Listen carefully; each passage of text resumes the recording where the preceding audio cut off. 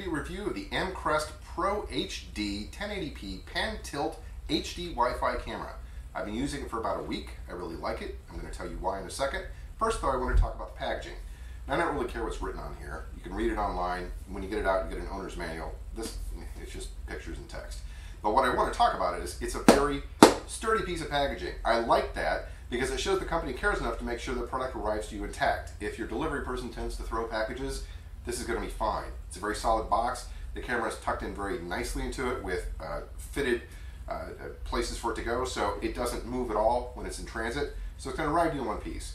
I like it when companies go the extra mile to make sure the products arrive to you intact. This company does. I think that's something worth pointing out. Inside that packaging, what do you get? You get the camera itself, obviously. It's a nice camera, we'll talk about in a second. You get a nice mount for it. Now, the camera itself has a tripod mount on the bottom with that same size tripod bolt that you have in any sort of tripod. The mount uses the same thing. It has two holes where you can screw it into a wall. It includes the mounting hardware, and you can then mount it pretty much any way you want it to, depending on which way you rotate this. So no matter where you want to put the camera and have it face, if you've got any kind of vertical or horizontal surface there to mount on, you're going to be able to do so. So it's a nice piece of mounting hardware. It also comes with a 6-foot piece of Ethernet cable. You can run this thing wired if you want. I tend to prefer that because I just have so much Wi-Fi congestion as it is.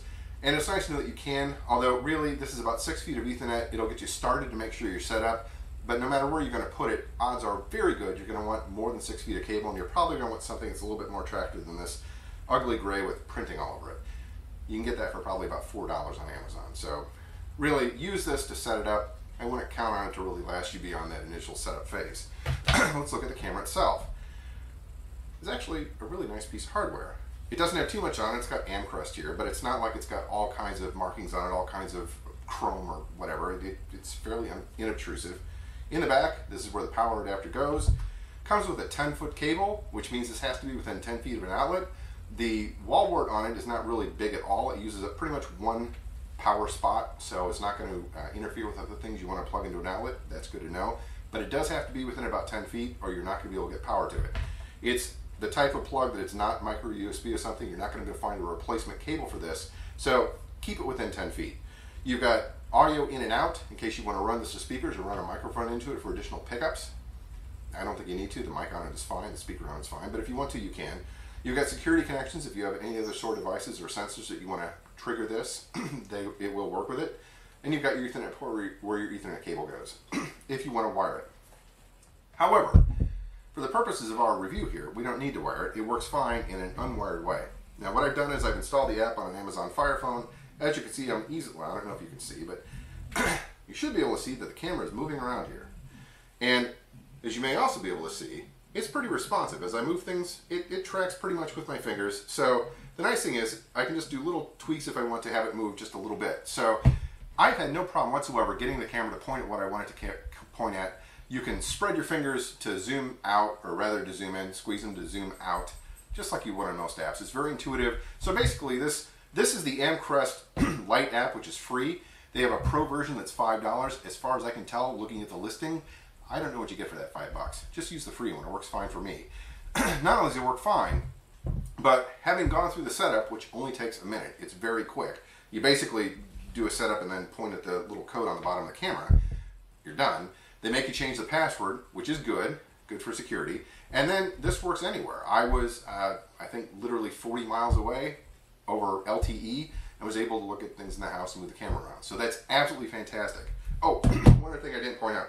The camera also has a micro SD slot. So you have local onboard storage. If you go on through the web setup, you have cloud storage.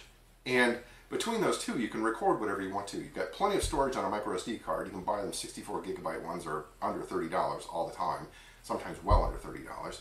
And that'll hold an awful lot of video. You've got cloud storage that's going to hold quite a lot of video, and it's free, which is fantastic. But as far as setup goes, not only can you do all that, but I did want to point to that not only can I install the app on my mobile device, which I can also install on an iOS device. I tried it on my daughter's iPhone, but you can do a browser-based web install. Excuse me, I have a cold. Or you can also do a PC or Mac install if you want to do that. So pretty much however you're going to look at these cameras, you've got something that's going to be able to get at them. I tend to just use the mobile app because what I'm using this for is to augment my drop cams, which are now Nest cams, which do all my main recording, but if I want to see something or get a better look around, they only point in one place. I can use this to pan and tilt and zoom and go to where I want to go. So let's talk about the camera itself. Video quality is actually stunningly good. It's 1080p, but you're not going to see that on a small device. You're not typically going to see it really on a streaming feed over a web browser or on a computer, but it is there. If you record it, you get it in 1080p, so you get fine detail. The thing I really like, though, is it's clear. I can see what's there. It's in focus. It works great at night in darkness, which is also a big plus. So what do I like about the camera? I like the fact it's very easy to set up. I like the fact that it has good security in that they, among other things, they make you change the password. You can't even use it with a default password. I like the fact it can be wired. For me, having it wired not only makes it a little bit more secure because there's not any Wi-Fi exchange to worry about, but it also takes away from the Wi-Fi congestion. You don't need to do that though, just saying you can. So, all things considered, it's a nice camera, comes in nice packaging, includes literally everything you need, and you can access it from any device you've got. Android, iOS, presumably Windows, though I haven't tried that, PC, Mac, and web browsers. Now, if you look at the other reviews, some other people have pointed out a couple things they don't like about it, but as far as I'm concerned, in this price range, this is absolutely fantastic. Is it as good as a Nest Cam? It's hard to say. I mean, Nest is really nice because it's just always there and always on. What I like about it, though, is it's a lot less expensive, and it has that wired capability, so you can plug it right into your Ethernet. I really like those two things. I also especially like the pan and tilt capabilities, which work.